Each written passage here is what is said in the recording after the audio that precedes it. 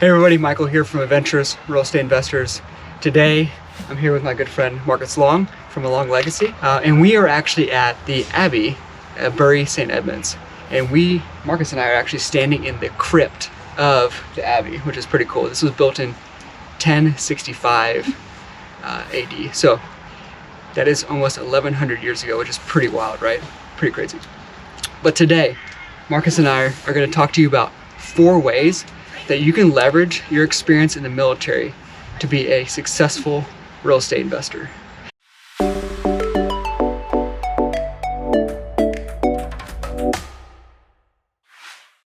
But we're also going to talk about one bonus tip we're going to have at the end. So be sure to watch the video all the way through. We're going to talk about a bonus tip at the end. Before we get into it, make sure you go ahead and like and subscribe and hit that little bell there to make sure you don't miss out on any of the videos that we release. So let's get into it, Marcus. So the first one is leveraging your discipline that you have from the military. And what I mean by that is, like, you already have the discipline in you to be a successful real estate investor.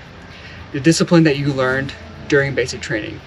And specifically, what I'm trying to get at is the discipline for waking up early, right? Because, you know, that's one thing you can leverage, is the ability to wake up early. You know, maybe you didn't like it in basic training, but you have that discipline in you as a military member to be able to wake up, have a morning routine, so then you can work on things before work and really have that and leverage the opportunity that you have. Anything to add to that, Marcus? Yeah, you know, we see a lot successful leaders, both in real estate and just business in general, that talk about their exercise routines, reading routines. You know, we talk about leaders being readers and stuff. And so a lot of these things, as we get into our lives, the excuses is we don't have time, right? And so when we leverage that discipline that we have from the military, you know, we have that time to exercise, to read, to journal, and to do those types of things early in the morning before our families or others or before our workday starts. Absolutely.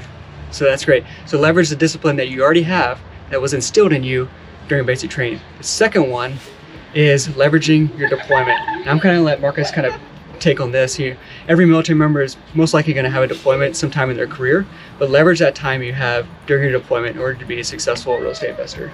Yeah, regardless of if we're Navy, Air Force, Army, you know, most of us deploy at some point in time. Those deployments might look a little bit differently, but we tend to have some downtime during our deployments, right? And you don't really have anywhere to go, whether you're on a ship, you're in the desert, wherever it is. So that's a great opportunity to be reading books, you know, about finance, real estate, downloading some podcasts to create that education. If you've started to build that education, you know, take it another step further. Start, you know, using that to analyze properties. You know, get the repetitions in to do that and build that skill set. And finally, in addition to building that education through deployment, there's other benefits, you know, from a pay perspective as well. You know, we might get some tax-free time, or you might be in a combat zone, or have family separation allowances, or you're on deployment, so you don't have necessarily the opportunities to be going out on a Friday night to spend. So right. Those deployments are a great opportunity to save some of that capital to invest in some of your real estate. Absolutely, absolutely. And so, like, a lot of times, you know, you're on deployment, maybe you're making all this extra money and you want to spend all of it, but being very disciplined, going back to the first one that we talked about, right? Being disciplined and using that discipline in order to save that money and to invest in real estate or other investment opportunities, for sure.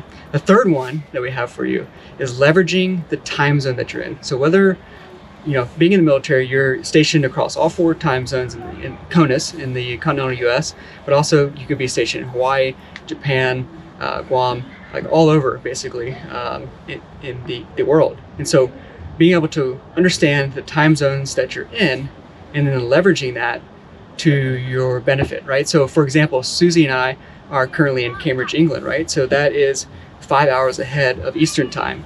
So we can do our day-to-day jobs and be done by like 5 or 6 p.m. at night, but now it's noon or 1 o'clock back on Eastern time.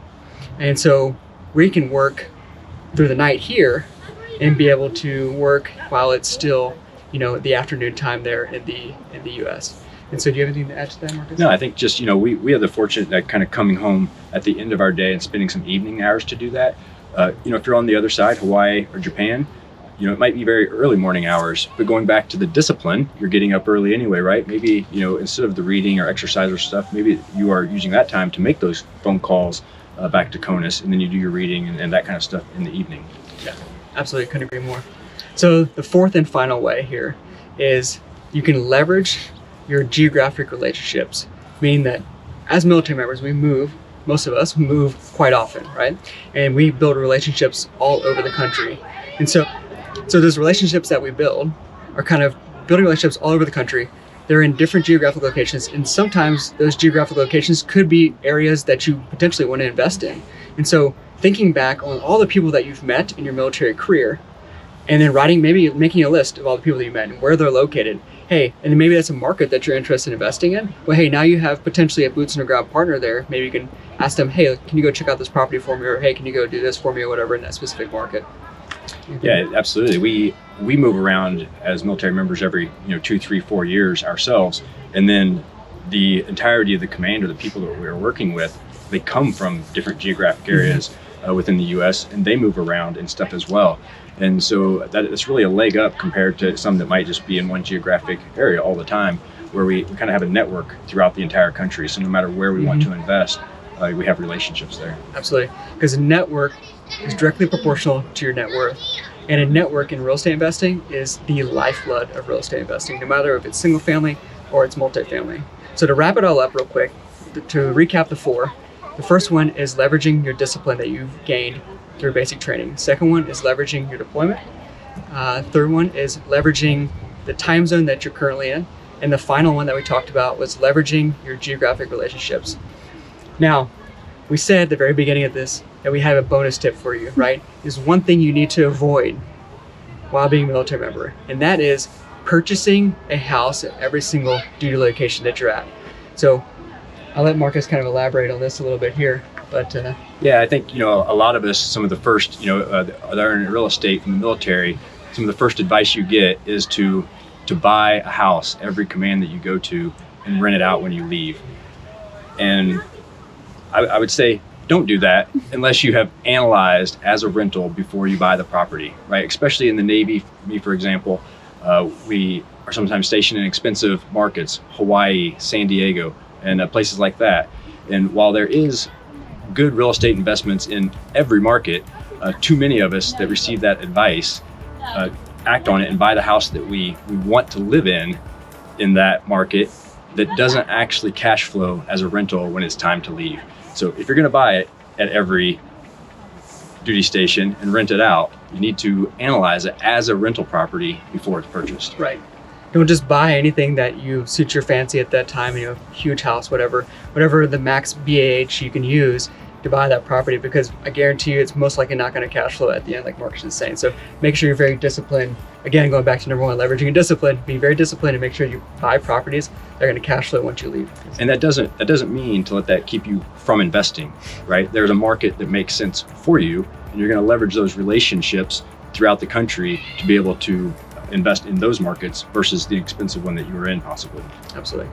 So thank you so much for watching. You heard it here from Marcus and I, who are both active duty military, and we are both successful real estate investors. So thank you so much for watching. Don't forget to go ahead and like the video down here and subscribe to our channel here. Until next time, explore more, adventure awaits. Woo!